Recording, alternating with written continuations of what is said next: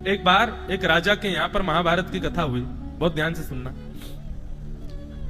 महाभारत की कथा करके ब्राह्मण देवता जैसे ही वापस गए अपने व्यास जी घर पे, पत्नी ने कहा, अच्छा महाभारत की कथा भी 1 महीने की होती है, महाभारत की कथा का विधान भी मास पर्यंत है, 1 महीने तक होनी चाहिए। तो महाभारत की कथा करके 1 महीने बाद व्यास जी लौट करके आए, पत्नी ने आरती पूजन करके घर में स्वागत किया। पत्नी ने पूछा, आगे कथा करके? बोले जी। बोले आपकी पोथी कहाँ है, महाभारत जी की पोथी? ब्राह्मण देवता बोले, अरे मैं तो वो तो भूल ही आया, वहां पे राजा के यहीं रह गई, रुको मैं अभी जाता हूं, पोथी लेके आता हूं।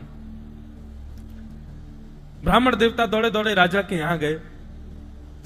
जैसे ही राजा के यहां पहुंचे तो द्वार पर ही राजा की बेटी मिल गई।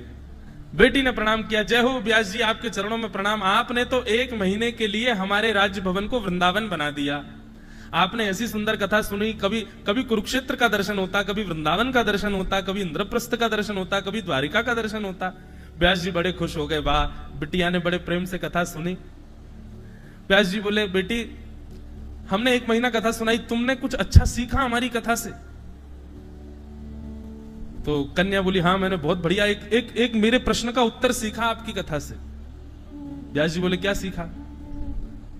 बोले, मैंने ये सीखा कि सुभद्रा अर्जुन से प्रेम करती थी और दोनों एक दूसरे से प्रेम करते थे, तो विवाह करने के लिए ज्यादा किसी से पूछताछ नहीं करी, दोनों ने भाग करके ब्याह कर लिया। हमारा जो राजद्वार है ना, जो राज के दरबान है जो बाहर, वो मुझे बड़ा प्रिय लगता है, पर पिताजी मेरा उससे कभी ब्याह नहीं होने देंगे। मैं राजकुमारी हूं, वो दरबान है हमारा। आपकी कथा से मैंने सुभद्रा और अर्जुन के इस प्रेम को, भाव को मैंने सुन लिया है, और अब मैं भी उसके साथ भाग के ब्याह करूंगी। कल को मुझे कोई दोष देगा कि अरे तुमने ये क्या कर दिया, तो कह दूंगी व्यास जी ने कथा में सुनाया था, व्यास जी ने कथा में कही थी ये बात। और कथा की सारी बातें अनुकरणीय होती हैं।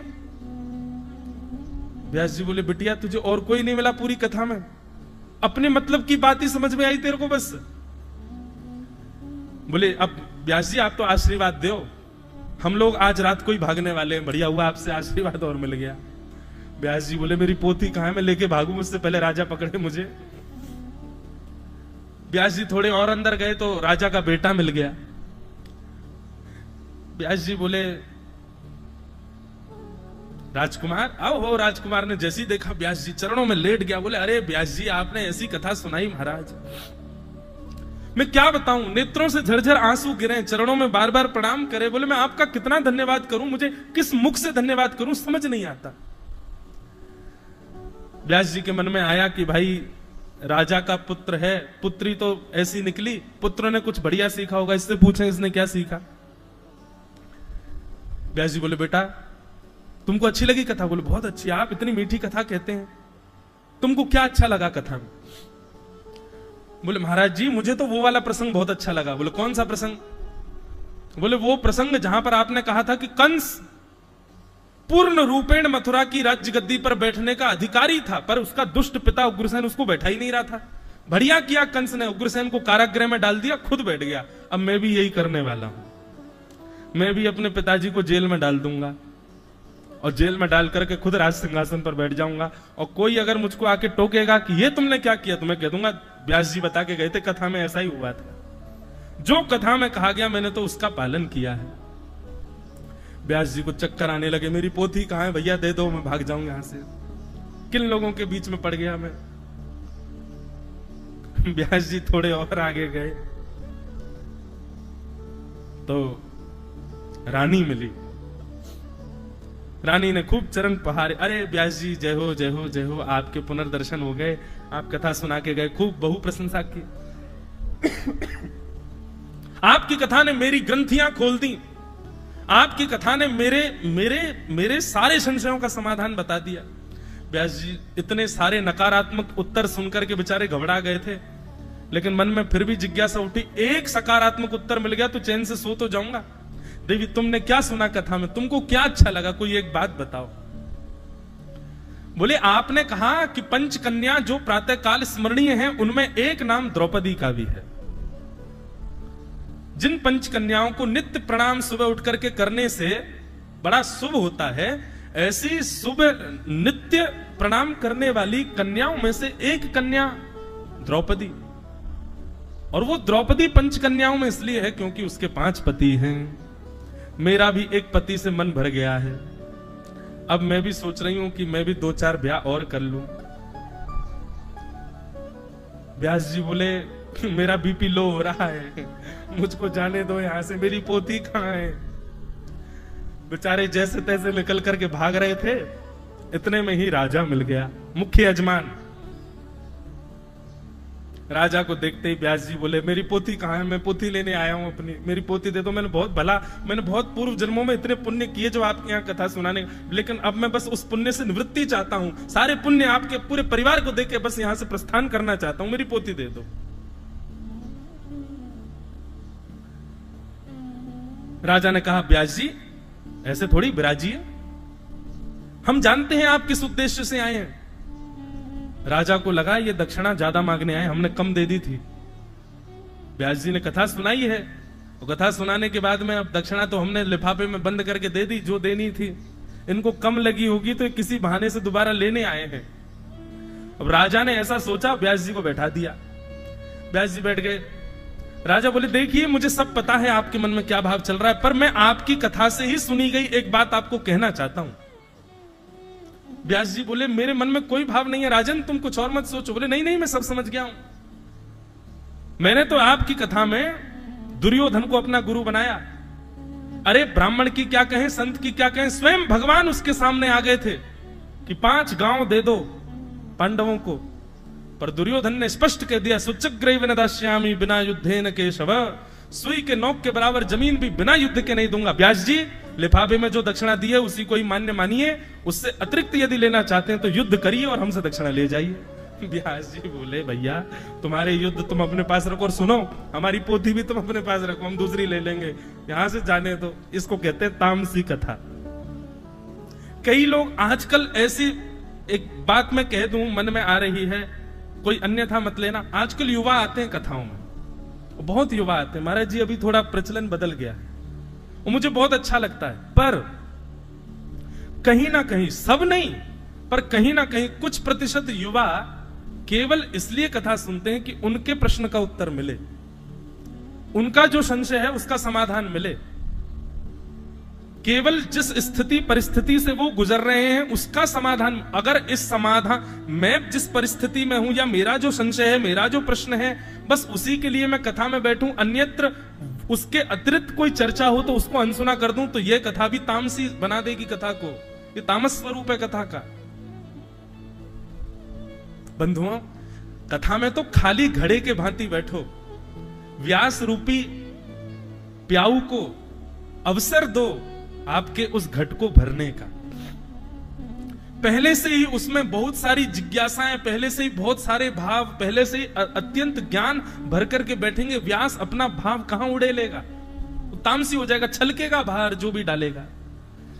इसलिए कथा में तो शून्य होकर के बैठो, ना कोई जिज्ञासा, ना कोई भाव, ना कोई प्रश्न, ना कोई संशय, बस प्रेम भाव से बस श्रवण के लिए बैठो। यहां कहीं कहीं हर एक अक्षर, हर एक भाव आपको सुदृढ़ करने के लिए है। इस भावना से कथा में विराजमान हो, नहीं तो कथा का तामसी रूप हो जाएगा।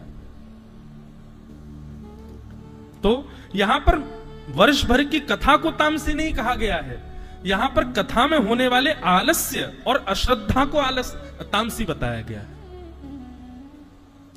इसलिए चाहे मास पर्यंत हो, चाहे सप्ताह पर्यंत हो, चाहे वर्ष पर्यंत हो, यदि अश्रद्धा और आलस्य युक्त होकर के आप कथा में प्रवेश करेंगे तो तामसी बन जाएगी। और तामसी का स्वरूप क्या होता है? तामसी से कुछ बुरा नहीं होगा, पर हां कुछ अच्छा भी नहीं होगा। अच्छा क्या होगा? यदि सात्विक भाव से कथा सुनोगे, निर्गुण भाव से कथा सुनोगे, तो स्वप्न में ठाकुर जी दिखेंगे, किसी भी व्यक्ति में दोष नहीं दिखेगा। कहो तो यहीं गोदावरी जी के तट पर आप लोग सुबह सुबह प्रातःकाल भ्रमण कर रहे थे, और भ्रमण करते हुए अद्भुत कस्तूरी की सुगंधी आने लगी, चंदन की सुगंधी आने लगी। ठाकुर जी भले ही ना दिखे हों, लेकिन एक क्षण के लिए आपके आसपास से भ्रमण करके चले गए हों, उनकी सुगंधी ही आपको उनके अनुभव की प्रतीति करा देगी। सात्विक भाव से कथा में रहोगे, निर्गुण भाव से कथा में रहोगे तो ऐसे अनुभव होंगे। और यदि तामसी स्थिति में आ गए तो माफ कीजिए, हजारों कथा सुन लीजिए, आपके चित्त पर कोई उसका प्रभाव नहीं होगा। इसलिए ये प्रश्न जो मेरे चित्त में उठा था कि वर्ष भर की कथा को तामसी क्यों कहा, तभी चित्त में दूसरा भाव उत्पन्न हुआ कि वर्ष भर की कथा तामसी नहीं है, श्रोता और वक्ता के मनस्थ की स्थिति उसको तामसी बना देगी। हरि चर्चा कभी तामसी नहीं हो सकती। तो तामसम यत्तु वर्षेण आलसम अश्रद्धया युतम विस्मृतम स्मृति संयुक्तम। दो बात और सुनो, अश्रद्धा युक्त हो गए तो तामसी हो जाएगी, आलस्य युक्त हो गए तो तामसी हो जाएगी, और कथा में क्या सुना वह यदि विस्मृत हो गया तो भी कथा तामसी हो जाएगी। इसलिए इतनी अपनी चेतना को सुदृढ़ करके बैठना है, अपने मनस्थ को सुदृढ़ करके बैठना है कि सुनी हुई वार्ता, सुनी हुई चर्चा वो आपसे विस्मृत ना हो, आपके चित्त में उसकी स्मृति बनी रहे। भगवान श्रीमद् भगवत गीता के विश्राम में कहते हैं, अर्जुन तेरा मोह नष्ट हो गया? तब अर्जुन कहता है, हाँ मेरा मोह नष्ट हो गया। कैसे मानूं मैं? तब अर्जुन कहते हैं, नष्टप मोह स्मृतिर्लब्धा, मेरा मोह नष्ट हो गया। और दूसरी बात अर्जुन कहते हैं, आपने जो मुझे सुनाया उसकी स्मृति मेरे पास है। भगवान बोले बस अब ये स्मृति तुम्हारा कल्याण करेगी। ज्ञान कल्याण नहीं करता, ज्ञान कल्याण करने वाला होता तो रावण के पास भी था। ज्ञान कल्याण नहीं करता, ज्ञान कल्याण करने वाला होता तो श्रीमद् महाभारत के मुख्य योद्धा दुर्योधन आदि कौरवों के पिता धृतराष्ट्र, वो भी ज्ञानी थे। जानाम्य धर्मम नचमे निवृत्ति, जानाम्य धर्मम नचमे प्रवृत्ति। वे कहते हैं मैं धर्म जानता हूं पर मेरी उसमें प्रवृत्ति नहीं है, मैं जानता हूं अधर्म क्या है पर मेरी निवृत्ति नहीं। मतलब ज्ञानी तो वो भी थे। और एक बात सदैव ध्यान रखना, ज्ञानी हम सब भी हैं, बस भागवत कथा और ये विषय सुना करके हमारे उस छुपे हुए ज्ञान को पुनर्जागृत किया जाता है। तो ज्ञान कल्याणकारी नहीं होगा, स्मृति कल्याणकारी। इसलिए स्मृति में रखिए, एक एक शब्द जो वक्ता के द्वारा सुनाया गया वो आपका कल्याण करने के लिए है, उसको अपनी चित्त में स्मृति में रखो। तो विस्मृति स्मृति संयुक्तम सेवनम तच्च सौख्यदम। इसलिए भैया कथा तामसी ना हो जाए, इस नियम का भी पालन कीजिएगा। हम तो पालन करेंगे ही, वक्ता को तो करना ही पड़ता है। अपनी वाणी पर भी ध्यान देना है और अपने कानों पर भी ध्यान देना है कि मैं बोल क्या रहा हूं, वो स्वयं सुनना भी है। तो हम तो ध्यान रखते हैं, कभी कभी ध्यान नहीं रखते हैं तो फिर कथा हमारी तरफ से भी तामसी होती है। लेकिन आप लोग भी इसका ध्यान रखना। तो राजस कथा जो सात्विक विधि से हो, राजस कथा जो साप्ताहिक विधि से हो, विधि विधान से हो, नियम से हो, किसी कामना की पूर्ति के लिए हो। सात्विक कथा जो केवल मास भर महीने भर हरि चर्चा से युक्त हो, आनंद वर्धन करने वाली हो। तामसी कथा आलस्य और अश्रद्धा से युक्त हो, विस्मृति युक्त हो, वो तामसी कथा। आहा, अब आ रही है चौथी कथा जो कि सर्वश्रेष्ठ है। वो चौथी कथा कौन सी है? निर्गुण कथा। इस निर्गुण कथा का नियम क्या है? वर्षमास दिनानां तु विमुच्य नियमाग्रहम् सर्वदा प्रेम भक्त्यैव सेवनम निर्गुणम मतम। इतना सुंदर श्लोक है, एक बार और गा दूं मैं। अब तो महीना भर है, कोई रेल तो छूटी नहीं जा रही हमारी। हम कथा में पद गाते हैं, कथा में भजन गाते हैं, पर यहाँ कथा में श्लोक खूब गाएंगे, खूब भाव से श्लोक सुनाएंगे। आप लोग भी सब गाना। कितना सुंदर भाव। कि वर्षमास दिनानां तु विमुच्य नियमाग्रहम् सर्वदा प्रेम भक्त्यैव सेवनम निर्गुणम मतम। ये निर्गुण कथा है, सर्वश्रेष्ठ। सात्विक राजस तामस इस निर्गुण कथा के चारों ओर चमर डोराते हैं। ये निर्गुण कथा का नियम कैसा है? बोले वर्षा मास दिन आनाम तू, चाहे वर्ष भर की हो, चाहे मास भर की हो, चाहे 7 दिन की हो, चाहे 2 दिन की हो, चाहे 3 दिन की हो, विमुच्य नियमाग्रहम। निर्गुण कथा में कोई विशिष्ट नियमों के पालन की आवश्यकता नहीं है, सिवाय एक के, क्या? सर्वदा प्रेम भक्त्यैव। प्रेम लक्षणा भक्ति दिनों दिन क्षण क्षण प्रति क्षण उदयमान चित्त में होती हो जिस कथा से, जहां कथा श्रवण करते हुए हर क्षण कृष्ण प्रिय हो रहे हों, गुरुवर प्रिय हो रहे हों, उनके प्रति और अनुराग बढ़ रहा हो, उनके प्रति और प्रेम बढ़ रहा हो, जो केवल और केवल प्रेम वर्धन के नियम से ही कथा सुनी जा रही हो। सर्वदा प्रेम भक्त्यैव सेवनम निर्गुणम मतम। ऐसी कथा जो केवल कृष्ण से प्रेम हो, श्री दत्त भगवान से प्रेम हो, श्री त्र्यंबकेश्वर नाथ से प्रेम हो, गुरुदेव से प्रेम हो, यहां पर और कोई भाव नहीं है, इच्छा पूर्णता का भाव नहीं है, नियम पूर्णता का भाव नहीं है, अन्य कोई भाव नहीं है, केवल और केवल प्रेम।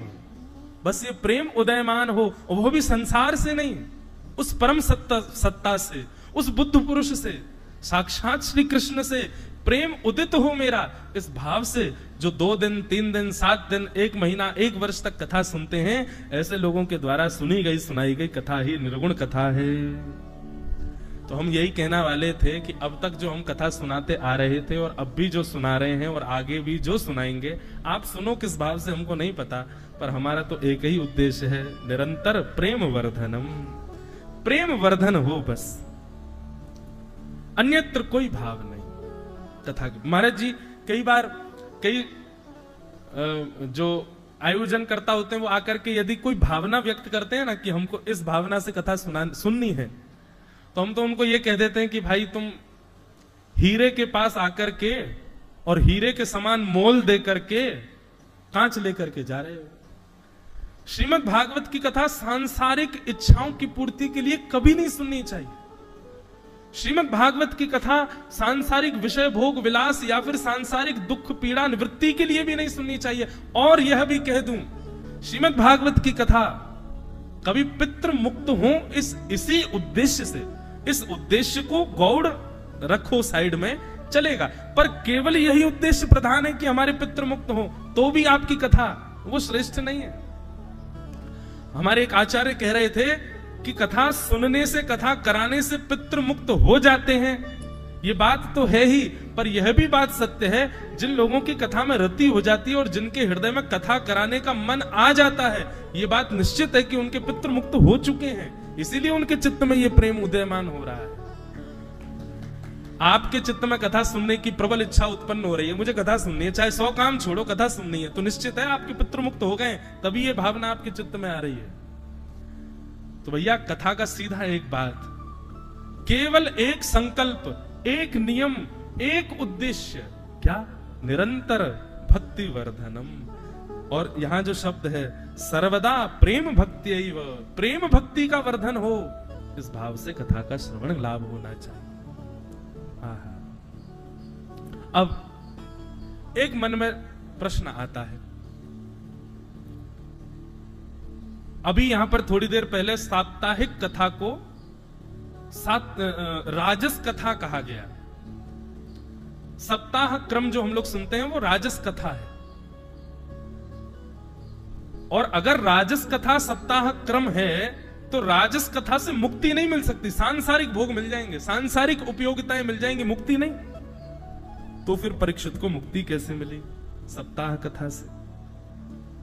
परीक्षित ने भी 7 दिन की कथा सुनी थी, उसी कथा को स्वयं श्रीमद् भागवत के महात्म्य में कह रहे हैं कि वो सात्विक कथा, वो राजस कथा है, और वहीं श्रीमद् भागवत इस बात की भी पुष्टि करती है कि परीक्षित को सप्ताह कथा में मुक्ति भी मिल गई। तो फिर राजस कथा मुक्ति कैसे दे सकती है? क्योंकि मुक्ति तो निर्गुण कथा देगी। तो इसका उत्तर भी अगले श्लोक में दिया गया, इतना सुंदर श्लोक है। क्या कह रहे हैं कि परीक्षिते संवादे निर्गुणम तत्प्रकृतितम। परीक्षित और सुखदेव जी का जो संवाद है वो राजस नहीं है, वो सात्विक होते हुए भी निर्गुण है। क्यों निर्गुण है? क्योंकि तत्र सप्तदिनाख्यानम तद आयुर दिन संख्यया। बहुत सूक्ष्म बात है, ध्यान से सुनिएगा। ये कह रहे हैं, बोले क्योंकि परीक्षित तो अपनी अंतिम श्वास तक कथा सुनने के लिए बैठे थे। वो बात अलग है कि परीक्षित के पास दिन ही 7 थे। यदि परीक्षित के पास वर्ष 7 होते तो परीक्षित 7 वर्ष तक भी कथा सुनते। परीक्षित के पास 7 महीने होते तो परीक्षित 7 महीने तक कथा सुनते। उनकी कथा सप्ताह नहीं थी। उनकी कथा किस उद्देश्य से सुन रहे थे परीक्षित? अंतिम श्वास जब तक चलेगी तब तक कथा सुनता रहूंगा। वो बात अलग है कि उनके पास दिन ही 7 थे। तो इसलिए उनकी कथा राजस से अपने आप सीधे सीधे निर्गुण हो जाती है। क्यों? क्योंकि तद आयु दिन संख्यया, उनकी आयु के दिन केवल 7 ही बचे थे। यहां पर 7 दिन की कथा प्रधान नहीं है, यहां पर आयु प्रधान है। यदि आप लोग भी, मैं भी, अगर ये जो मैंने आज व्यासपीठ पर बैठते ही आप सबसे आशीष मांगा, जो नियम मांगा, वही बात है।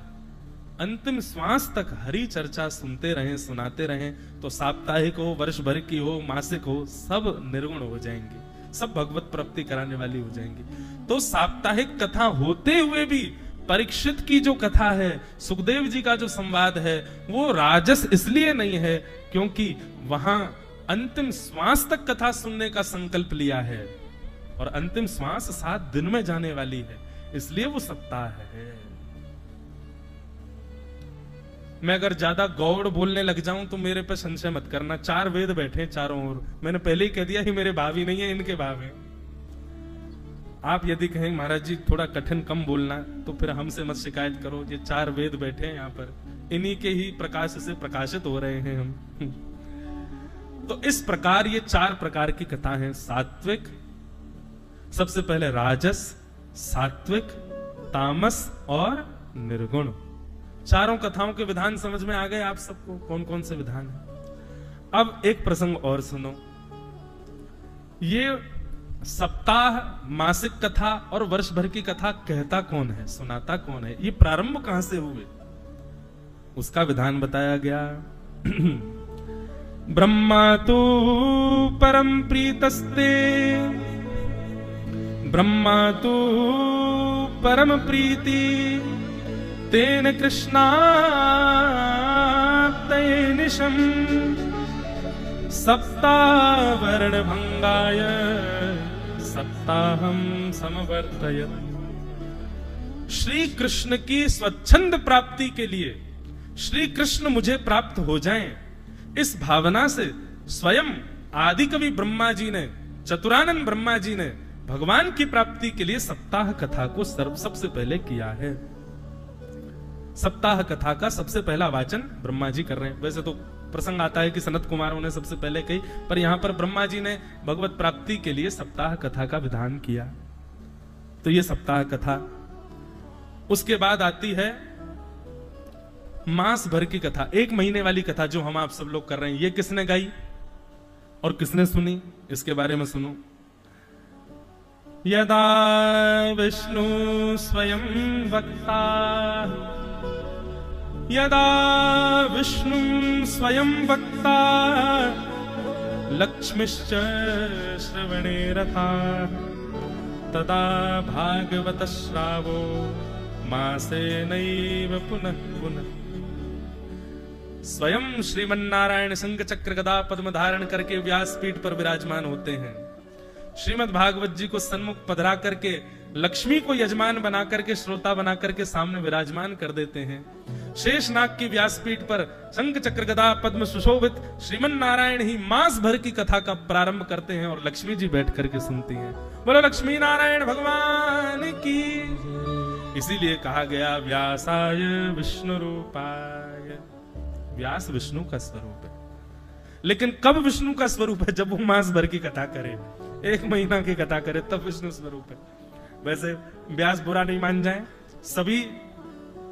अब हमें लग रहा है दत्त धाम में फोन आएंगे अन्य अन्य व्यासों के, हमको भी बुलाओ महाराज जी, 1 महीना कथा हम भी सुनाएं। और होना ही चाहिए। हम तो प्रार्थना करेंगे श्री दत्त भगवान के चरणों में एक बार भारतवर्ष के समस्त मूर्धन्य व्यासों को आकर के अपनी वाणी पवित्र करनी चाहिए। एक बार यहां आकर के महाराज जी के द्वारा बताए गए नियमों का पालन करते हुए गायत्री अनुष्ठान में रिक्त होकर के और अपनी वाणी से श्रीमद् भागवत का वाचन हम एक बार तो अभी कर जा रहे हैं, पर कुछ साल, कुछ महीना, कुछ साल बाद फिर एक बार और आएंगे, एक बार और कथा सुनाएंगे।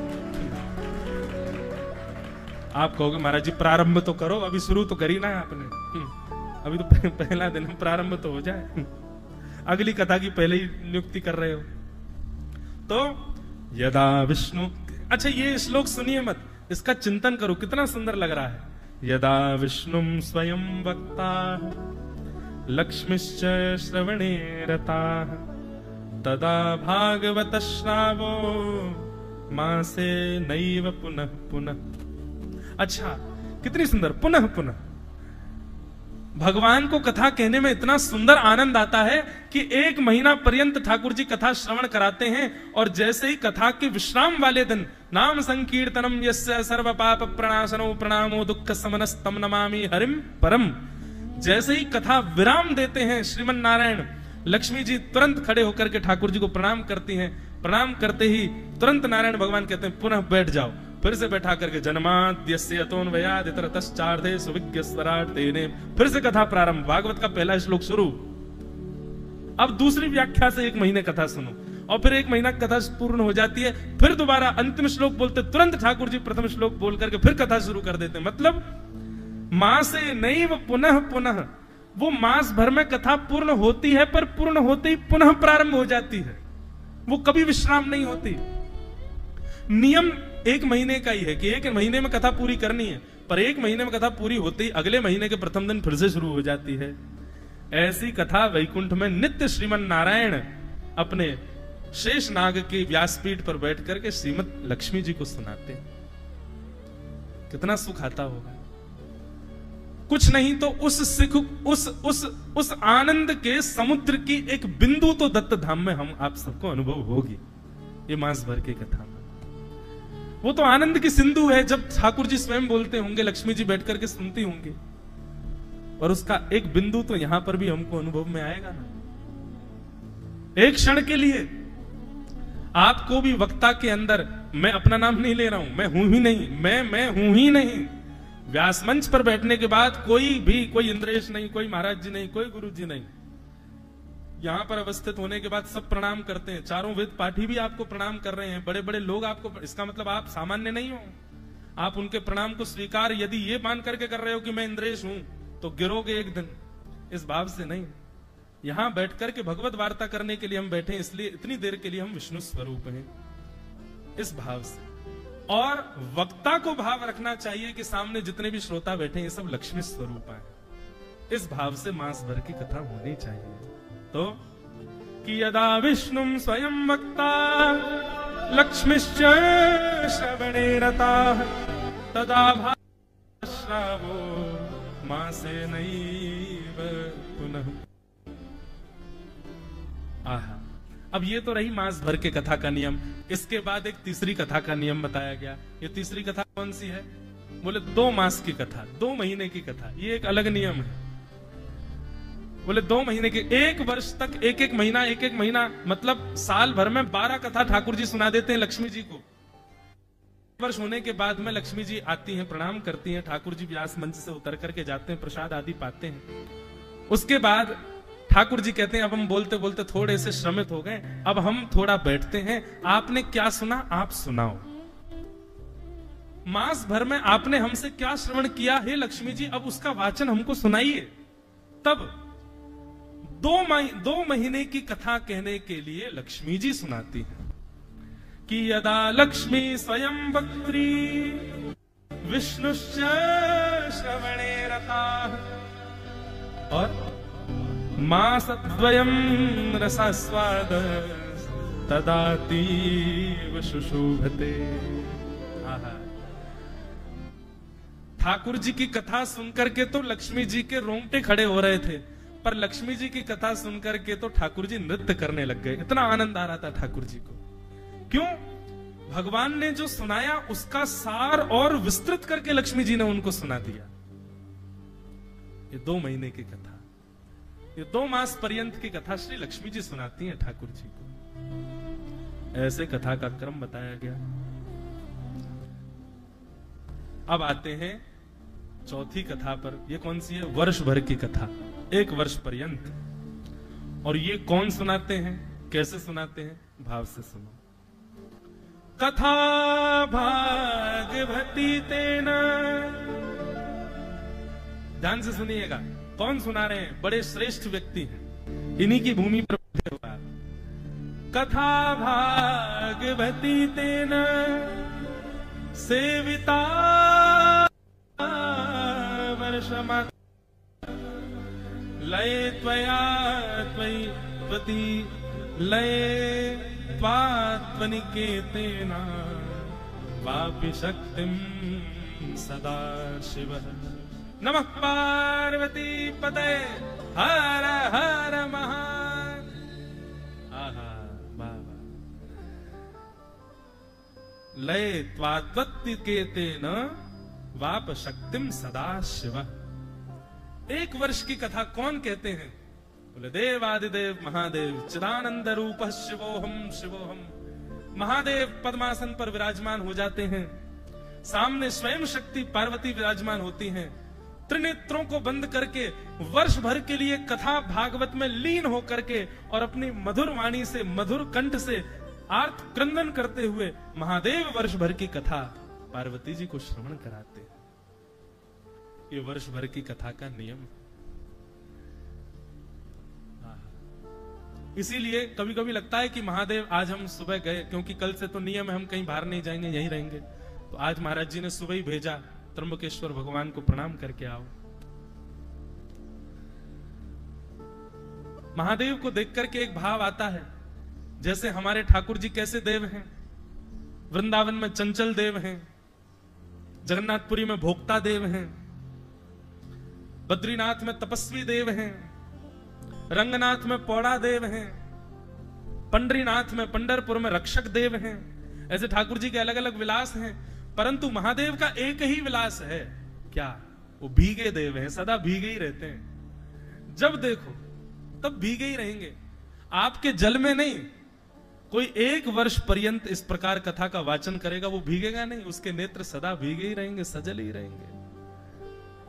हम आप सब तो जल चढ़ा करके उनके भीगे होने के प्रमाण को प्रमाणित करते हैं। वास्तव में महादेव तो वर्ष भर ठाकुर जी का चिंतन करके अपने त्रिनेत्रों से सदा भीगे रहते हैं, उनके सदा चिंतन में भीगे रहते हैं। ऐसे वर्ष भर की कथा, कथा भागवती तेन सेविता वर्ष मात्रतः लये त्वातत्तिकेतेन वाप शक्तिम सदा शिव। महादेव की भूमि में आए हैं और दत्त भगवान के जो ये 3 स्वरूप है ना, 2 मुख इधर है, 1 मुख बीच में है, त्रिमुख है। तो मध्यस्थ का जो मुख है ये महादेव का ही स्वरूप है।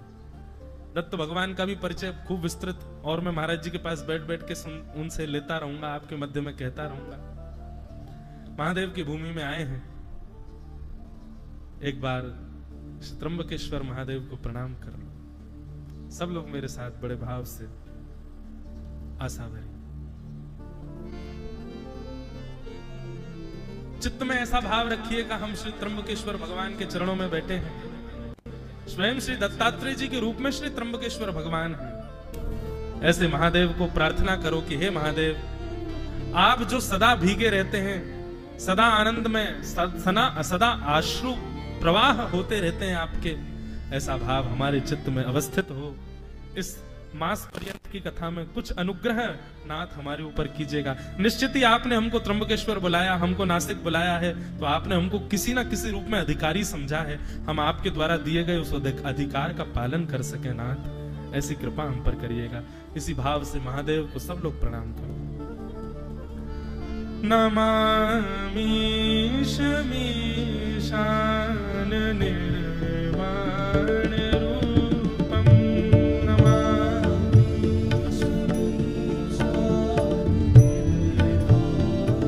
श्री रुद्राष्टकम सब लोग पाठ करो। याद हो तो संग में गाओ, नहीं याद है तो किसी साधन से मोबाइल फोन वगैरह में खोल के गाओ।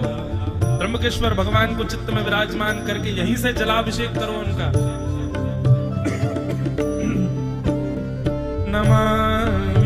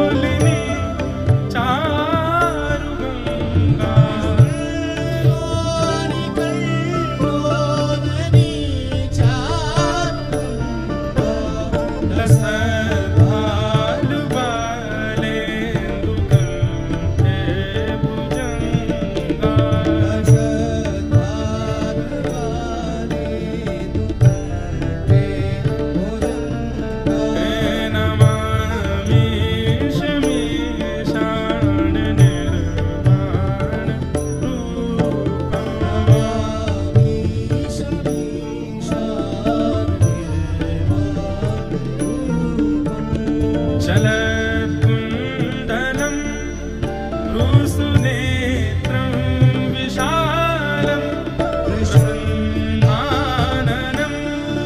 नीलकण्ठं दयालं मृगाधीशचर्माम्बरं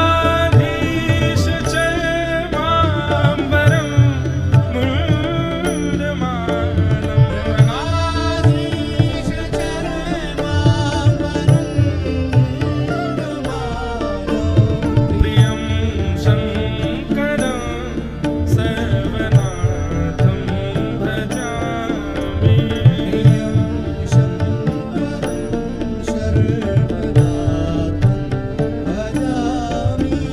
प्रचण्डं प्रकर्षं प्रगल्भं परेशम् अखण्डं अजं भानुकोटिप्रकाशं त्रियः शूलनिर्मूलनं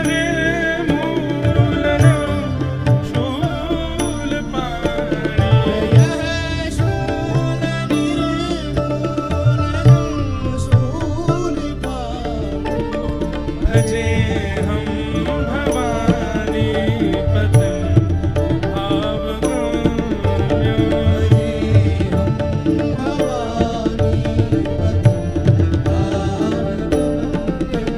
नमामि शमीशान निर्वाण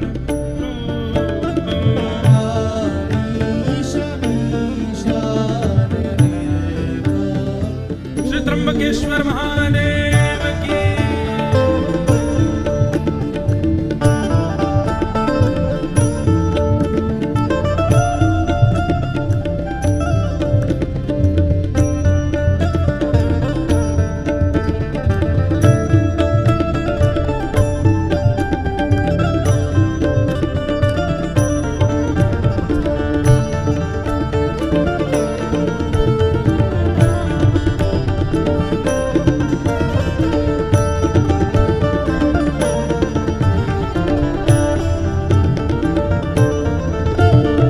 कलातीत कल्याण कल्पान्तकारी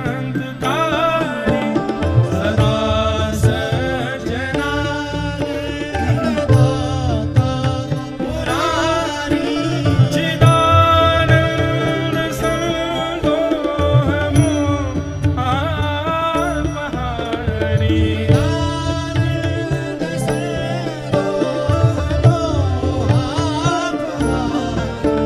प्रसीद प्रसीद प्रभो मन्मथारी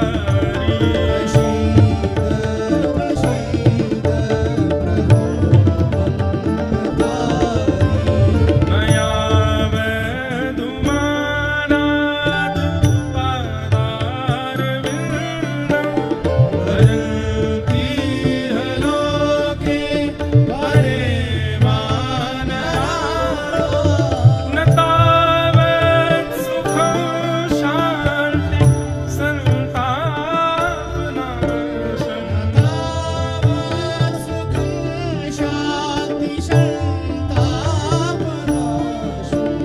प्रसीद प्रभो सर्वभूताधिवासम्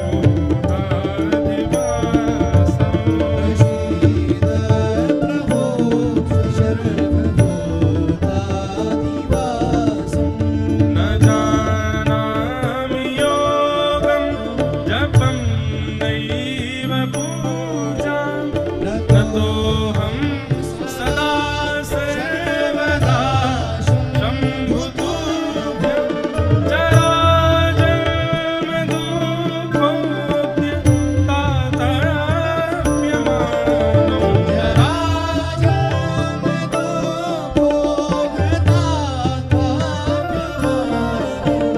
प्रभो पाहि आपन्नमामि शम्भो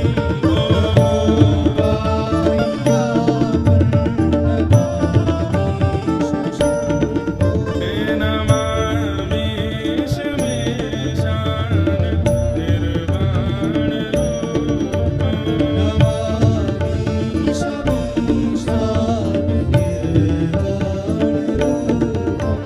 नमामि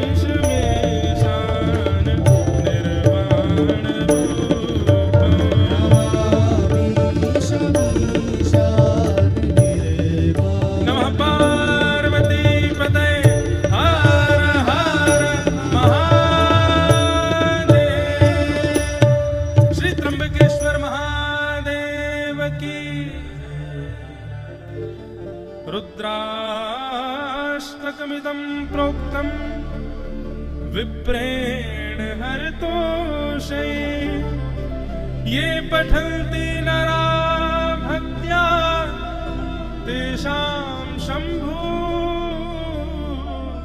प्रसीदति तेषां शम्भु प्रसीदति।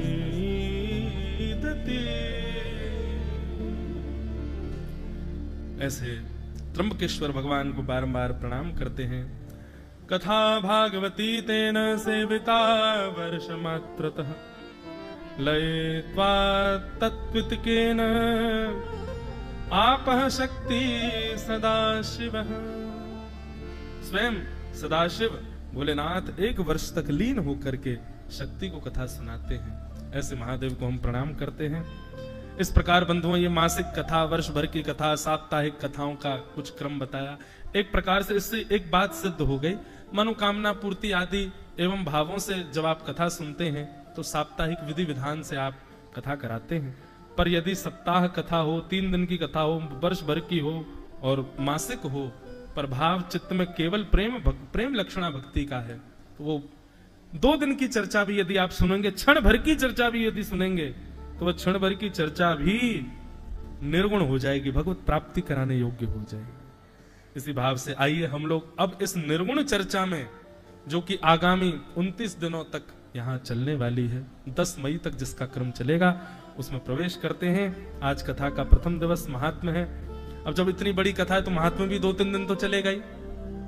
2-3 दिन, पर 2-3 दिन तो नहीं करेंगे हम, आज और कल में ही महात्म्य कर देंगे। आज जितना हो जाए, पर बाकी कल बस हम एक प्रयास करेंगे। प्रथम स्कंद से जब कथा प्रारंभ हो तो लगभग प्रयास करेंगे हर स्कंद के 335 अध्याय हैं पूरे भागवत में, संपूर्ण भागवत में। तो इन आगामी 10 मई तक भगवत इच्छा सर्वोपरि मैं अपने ऊपर लेके नहीं चलाऊंगा भैया इस हवाई जहाज को, ठाकुर जी ही इसके चालक हैं, पर प्रयास करूंगा कि 335 अध्याय का स्पर्श कर सकूं। हर अध्याय का स्पर्श, हर अध्याय में जो भी भाव, उनका स्पर्श मात्र का। भागवत अगाध सागर है बंधुओं। अभी तो हमको लग रही थी बहुत बड़ी कथा होगी, 1 महीना, अभी व्यास मंच पे बैठ के लग रहा है 1 महीने में तो नहीं हो रही पूरी। जब प्रारंभ के ही विषय इतने विस्तृत हो गए तो फिर बीच में कहां जाएंगे हम लोग। तो आइए महात्मा में प्रवेश करते हैं। श्रीमद् भागवत के महात्मा का प्रथम श्लोक। अभी तक हम उत्तर महात्मा के भाव सुन रहे थे, अब पूर्व महात्मा, जो कि अधिकतर कथाओं में कहा जाता है। सब लोग ठाकुर जी के परम चैतन्य स्वरूप का अपने चित्त में जो भी आपको स्वरूप प्रिय लगता हो उसका चिंतन करके आओ, कथा में प्रवेश करें। सच्चिदानंद रूपाय विश्वोत्पत्त्यादि हेतवे तापत्रय विनाशाय श्री कृष्णाय वयं नमः। भगवान सच्चिदानंद स्वरूप है, सच्चिदानंद रूपा। अभी यहां दत्त धाम की कथा में आगमन से पूर्व महाराज जी में वृंदावन में हमारे सब ठाकुरों को प्रणाम करके आया, वृंदावन की रज को प्रणाम करके आया, यमुना जी को प्रणाम करके आया, ब्रजवासियों को वंदन करके आया, सब आशीर्वाद दो। हम 1 महीना की कथा करवे जा रहे हैं जैसे कोई जंग पर जा रहा हो जवान वैसे ही हम सबको प्रणाम और सबसे आशीर्वाद लेके आए। ब्रजवासियों के आशीर्वाद से सब होता है।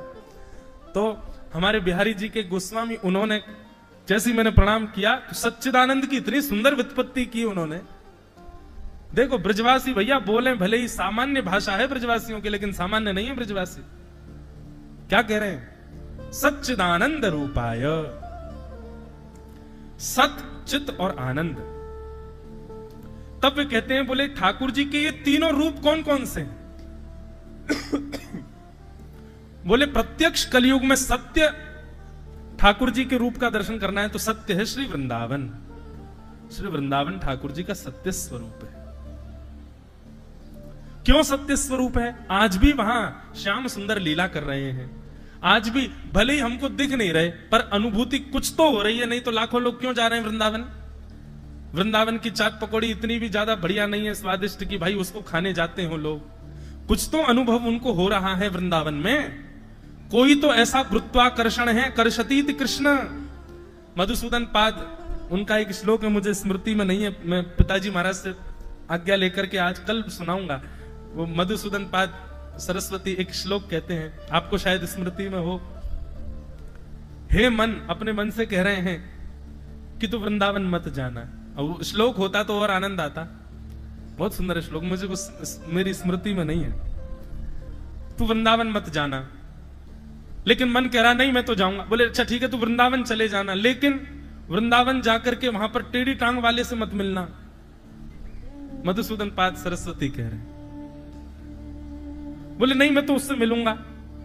बोले उससे मिलेगा, नहीं मानेगा। बोले नहीं मैं तो मिलूंगा। बोले अच्छा मिल लेना, उसकी बात मत सुनना। बोले मैं तो सुनूंगा।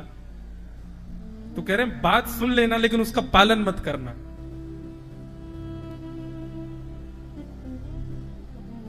अरे कहां तक, जब एक बार आपका मन वृंदावन आने से रुका ही नहीं है ना, तो फिर कहां तक रोकोगे। वृंदावन आ गया मतलब कृष्ण के पास आ गया। वृंदावन परम सत्य है।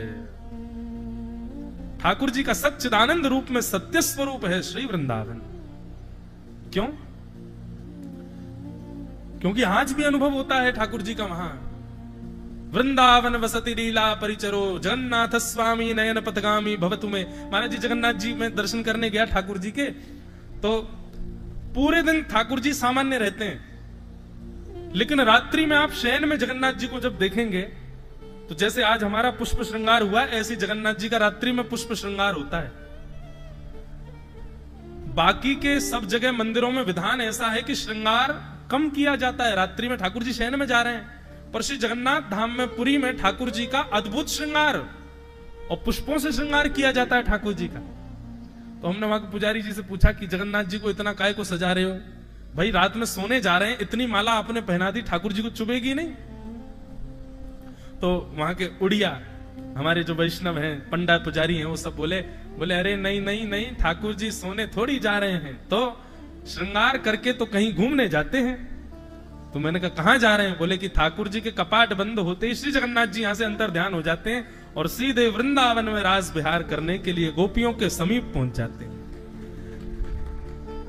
और इसका महाराज जी तर्क इतना सुंदर दिया, पुजारी जी बोले कि यदि हम ठाकुर जी के श्रृंगार में जरा सी त्रुटि कर दें, जैसे कि माली यदि इतने किलो फूल लाया और हमने ठाकुर जी को सजा दिया, ठाकुर जी उससे कम पुष्पों में ही सज गए, कुछ फूल रह गए, तो हमने सोच लिया कि चलो अब जबरदस्ती काय को इतने पुष्प ठाकुर जी के ऊपर रखें, ठाकुर जी सज तो गए हैं। तो ठाकुर जी स्वप्न में दर्शन दे करके गुस्सा करते हैं कि तुमने हमारा श्रृंगार कम किया आज, वो फूल जो बचे रह गए थे क्यों तुमने छोड़ा उनको? श्री जी ने और वृंदावन की गोपियों ने हमको बड़ी डांट लगाई कि तुम अपना श्रृंगार करके नहीं आए हैं, रास बिहार में आए हो, अच्छे से सज धज के आया करो। इसलिए जितने पुष्प आते हैं सारे पुष्प ठाकुर जी को धारण कराए जाते हैं। क्यों? क्योंकि शयन होते ही श्री जगन्नाथ जी वृंदावन पहुंच जाते हैं और वहां रास विहार करते हैं। वृंदावन सत्य है। द्वारिकाधीश कपाट बंद होते ही द्वारिका में द्वारिकाधीश का भीतर बैठे नहीं, सीधे वृंदावन पहुंचते हैं। अच्छा देखो, इसको घटित कैसे करोगे? मेरे मन का भाव है, कहीं लिखा भाव नहीं है। वृंदावन में महारास होता है और महारास का मतलब है जितनी गोपी उतने कृष्ण। तो वृंदावन के ले लो राधा रमण जी, वृंदावन में बिहारी जी, वृंदावन में राधा वल्लभ जी, वृंदावन में गोपीनाथ जी, मदन मोहन जी, दामोदर जी आदि आदि, फिर भी लाखों गोपियों की, करोड़ों गोपियों की पूर्ति तो होगी नहीं। इतनी सारी गोपियां हैं तो उनकी पूर्ति कैसी होगी? तो श्री पंडरीनाथ भगवान भी पहुंच जाते हैं, श्री जगन्नाथ भगवान भी पहुंच जाते हैं, श्री द्वारिकाधीश भी पहुंच जाते हैं, श्री बद्रीनाथ भी पहुंच, जितने भी श्री कृष्ण के, श्रीमन नारायण के पूरे भारतवर्ष में जहां कहीं भी ठाकुर जी के देवस्थान हैं, शयन होते ही ठाकुर जी वृंदावन पहुंच जाते हैं और वहां पर रास विहार करते हैं। अनेक रूप से ठाकुर जी रास कर रहे हैं। तो वृंदावन सत्य है, वृंदावन सत्य है। और उस सत्य वृंदावन में चैतन्य कौन है? वृंदावन में चैतन्य वहां की श्री यमुना जी, वो चैतन्य है, वो अचल नहीं है, चलती हुई दिख रही है। वो बात अलग है कि आज दूषित हमने बहुत कर दी, पर वो चैतन्य है। ब्रजवासी ये चैतन्य है। ब्रजवासियों को कभी कभी अगर कोई ब्रजवासी मिल जाए ना, तो कभी कभी उसको श्री कृष्ण मान करके ही उसके चरण स्पर्श कर लेने चाहिए या उसको हृदय से लगा लेना चाहिए। वो चैतन्य है। वृंदावन में जन्म लेने वाले, वृंदावन में विचरण करने वाले, वहां के ब्रजवासी, ये सब चैतन्य स्वरूप हैं ठाकुर जी के। उनके दुर्गुणों को मत देखो, उनकी दूषित अवस्था, उनकी वचन बोली को मत देखो। वो श्री कृष्ण ही हैं। क्षण भर के लिए अपने चित्त में ये भाव लाकर के उनका दर्शन करो। इस प्रकार से यदि ब्रजवासियों को देखना प्रारंभ कर दिया जाए कि सब श्री कृष्ण हैं, ये सब चैतन्य श्री कृष्ण के स्वरूप हैं, निश्चित उन घूमते फिरते ब्रजवासियों में आज नहीं तो कल, कल नहीं तो महीने बाद, नहीं तो वर्ष बाद, कभी तो साक्षात त्रिभंग ललित श्री कृष्ण के दर्शन हो जाएंगे। सत्य श्री वृंदावन, चैतन्य वहां के ब्रजवासी, वहां की यमुना जी, ये चैतन्य है, चैतन्य श्री कृष्ण है। और वृंदावन में आनंद कौन है? रसिक जनन के मध्य में बैठ करके जब भगवत चर्चा गुणानुवाद सुनकर के चित्त में जो स्फूर्ति स्फुटित होती है, जो प्रस्फुटित होती है स्फूर्ति, वही आनंद है। सच्चिदानंद रूपाय। वृंदावन चले गए तो स्थूल श्री कृष्ण से मिल लिए, वृंदावन जाकर के ब्रजवासियों से मिल लिए तो समझो चैतन्य श्री कृष्ण से मिल लिए। और वृंदावन जाकर के वहां के भगवत रसिक जनों के मुख से यदि वृंदावन के गुणानुवाद यश कीर्ति का श्रवण कर लिया और उसको श्रवण करके चित्त में एक स्फूर्ति हो गई, एक रोमांच सा होने लगा, तो समझ लो आपके चित्त में आनंद श्री कृष्ण प्रकट हो गए। सच्चिदानंद रूपाय। श्री कृष्ण के ही तीन रूप है। ये ऐसा भाव